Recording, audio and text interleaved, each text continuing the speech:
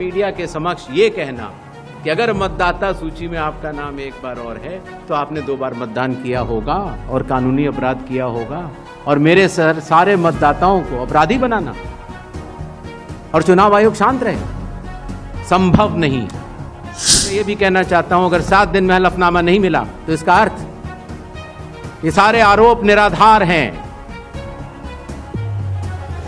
मतदाता सूची हमारे पास है, लगभग 90 करोड़ से 100 करोड़ के बीच। सबसे बड़ी मतदाता सूची कि वो एक शपथ देकर 10-10 फॉर्म भी बूथ लेवल ऑफिसर्स को दे सकते, बशर्ते आप उस विधानसभा क्षेत्र के निर्वाचक हो।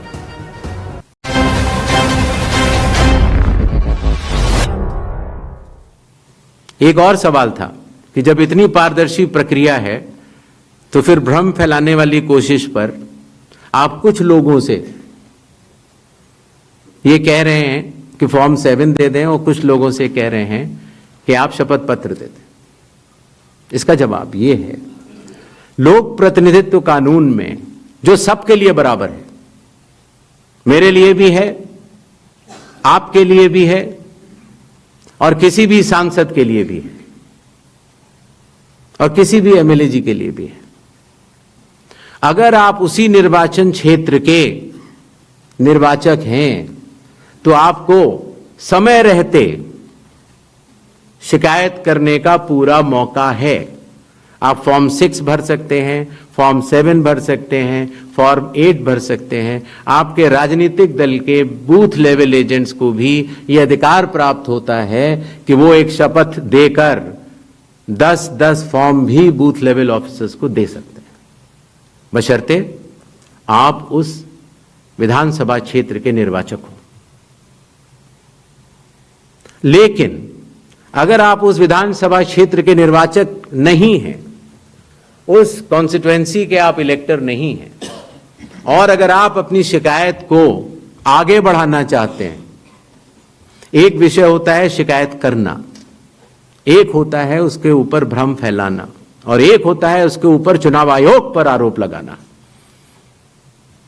तो ग्रेडेड रिस्पांस के तहत अगर आप उस क्षेत्र के निर्वाचक नहीं हैं तो आपके पास एकमात्र कानून में विकल्प है, और वो है रजिस्ट्रेशन ऑफ इलेक्टर रूल्स, रूल संख्या 20, sub clause 3, sub clause B, जो ये कहता है कि अगर आप निर्वाचक नहीं हैं उस विधानसभा क्षेत्र के, तो आप एक विटनेस के तौर पर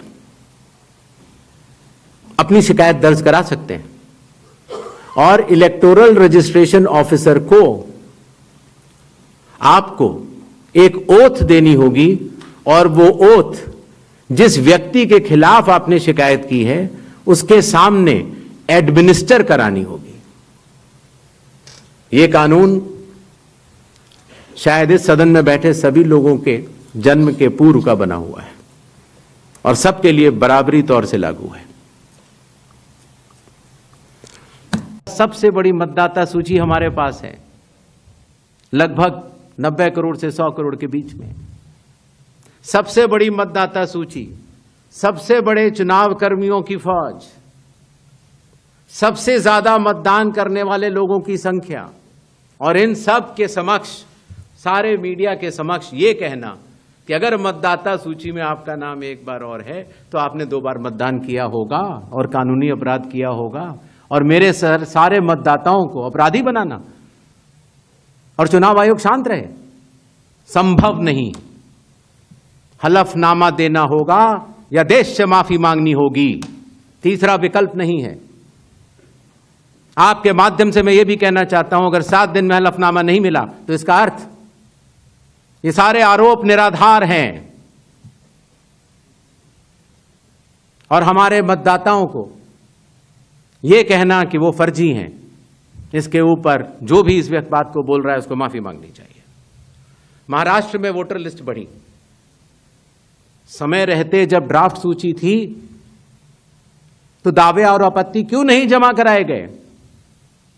जब रिजल्ट निकल आया तब याद आया कि ये गलत था, और एक भी एक भी मतदाता का नाम सबूत सहित आज तक चीफ इलेक्टोरल ऑफिसर महाराष्ट्र को नहीं मिला।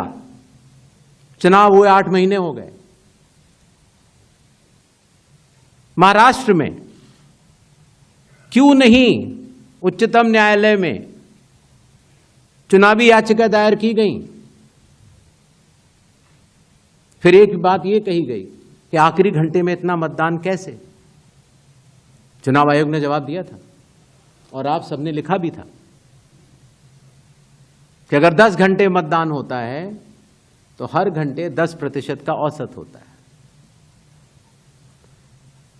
आखिरी घंटे में 10% से कम मतदान हुआ। तो ये बात कैसे कही जा रही है? ऐसा नहीं होता कि किसी भी बात को अगर आप 10 बार बोलते रहें, 20 बार बोलते रहें तो सच हो जाए। सच सच होता है और सूरज पूरब में ही उगता है।